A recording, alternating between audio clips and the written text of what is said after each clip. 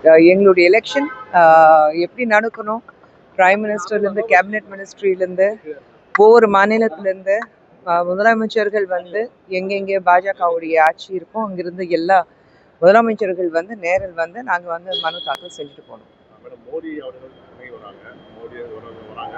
NDA கூட்டணியில் இருக்கிற தலைவர்கள் எல்லாம் மேடையேற்ற போகிறதா சொன்னாங்க. மேலும் என்ன கட்சிகள் வந்து வந்தா தெரியும் உங்களுக்கு. என்டிஏ தானே. இப்போதானே நேற்று காலையிலேருந்து 10:30 மணிலேருந்து நைட் 10:30 வரைக்கும் மீட்டிங் போயிருக்கு எங்களுக்கு. ஸோ எல்லாம் நல்லபடியாக முடிஞ்சிருக்கு. என்டிஏ மீட்டிங் ஒரு எலெக்ஷனுக்கு முன்னாடி முதல் எங்களுடைய இந்திய ஜனநாயக கூட்டணியோட இது இருக்கு.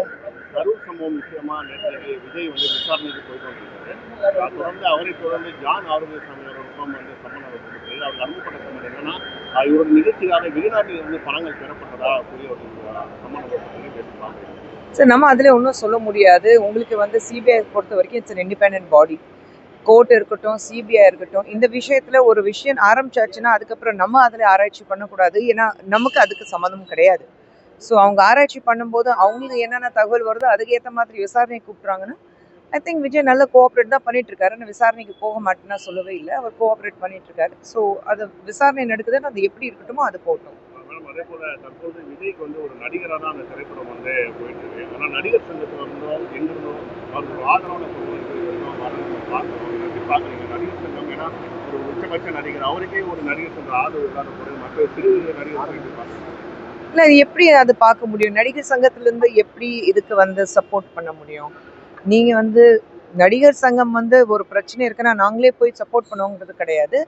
நாங்கள் கம்ப்ளைண்ட் பண்ணணும், இப்படி ஒரு பிரச்சனை இருக்குது, நீங்கள் வந்து சப்போர்ட் பண்ணணும்னா அப்போ தான் ஒரு கம்ப்ளைண்ட் வந்தால் தான் அந்த கம்ப்ளைண்ட் எடுத்துக்க முடியும். அவ்வளோதானே இருக்குது. இந்த விஷயம் வந்து அதாவது மலையாள தெலுங்குல இருந்து ஒரு கேசரி படம் தான் தமிழ்ல ஒரு ரீமேக் பண்றாங்க.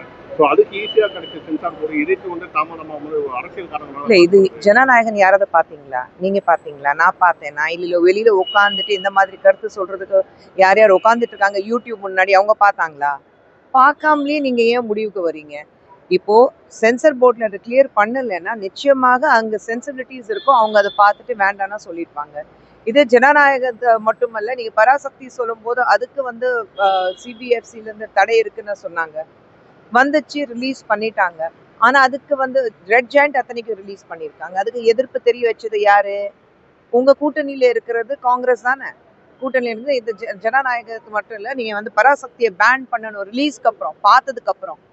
இந்த மாதிரி படம் பார்க்காமையே ஒரு முன்னாடியே உட்காந்துட்டு நானும் கேமரா முன்னாடி நின்றுட்டு பேசுவேன், கருத்து சொல்றவங்களாம் இப்போ எல்லாம் எல்லா இடத்துல காளான் வளரும் பாருங்க, ஒரு மழை வந்தோடனே அந்த மாதிரி எல்லா இடத்துலையும் வளர ஆரம்பிச்சிட்டாங்க.